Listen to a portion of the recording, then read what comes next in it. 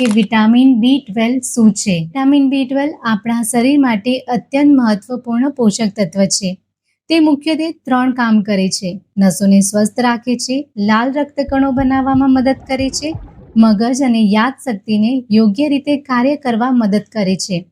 જો શરીરમાં vitamin B12 પૂરતું ન હોય તો ધીમે ધીમે નસો, મગજ અને રક્તકણો પ્રભાવિત થવા લાગે છે.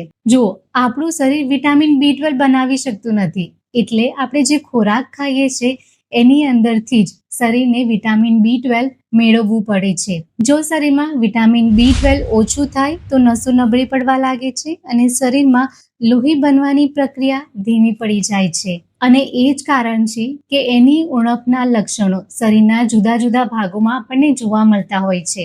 મોટા ભાગના લોકોનો એક જ પ્રશ્ન હોય છે કે સારું ખાવા પીવાનું કરવા છતાં પણ શા માટે શરીરની અંદર વિટામિન B12 ની ખામી થતી હોય છે. તો જુઓ, એના મુખ્ય 3 કારણો છે. કારણ 1, ખોરાકમાં વિટામિન B12 નું પૂરતું પ્રમાણ ન હોવું.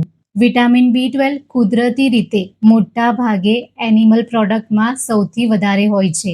એટલે જે લોકો શાકાહારી છે એમના શરીરની અંદર વિટામિન B12 ખૂબ જ ઓછું જાય છે. કારણ 2, પેટની નબળી પાચન શક્તિ. જુઓ, ઘણીવાર આપણે વિટામિન B12 વાળો ખોરાક તો લઈએ છીએ, પણ જો આપણા પેટમાં એસિડ યોગ્ય રીતે ન બનતું હોય અથવા આંતરડા નબળા હોય તો શરીર ખોરાકમાંથી વિટામિન B12 ને શોષી શકતું નથી. કારણ 3, જે લોકો લાંબા સમય સુધી એસિડિટીની ગોળીઓ અથવા ડાયાબિટીસની કેટલીક દવાઓ જેમ કે મેટફોર્મિન લેતા હોય છે, તેમના શરીરની અંદર વિટામિન B12 ને શોષવાની, એબ્ઝોર્બ કરવાની ક્ષમતા ખૂબ જ ઘટી જાય છે, જેના કારણે વિટામિન B12 નું ઉણપનું જોખમ વધી શકે છે.